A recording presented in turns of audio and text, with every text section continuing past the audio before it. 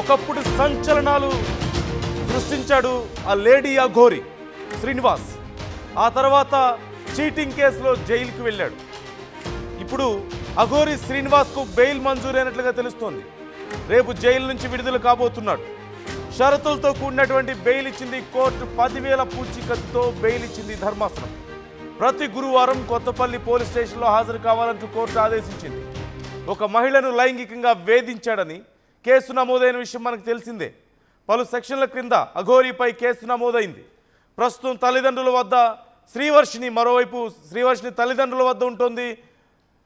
గతంలో శ్రీవర్షినితో పెళ్లి తర్వాత జరిగినటువంటి పరిణామాలు మనం చూసాం.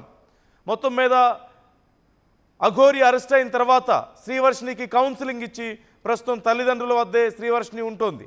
ఈ నేపథ్యంలో నెక్స్ట్ ఏం జరగబోతోంది? ఇప్పుడు అఘోరి బయటికి వచ్చిన తర్వాత బెయిల్ మీద బయటకు వస్తున్నాడు. ఈ నేపథ్యంలో నెక్స్ట్ ఏంటి, ఏం చేయబోతున్నాడు?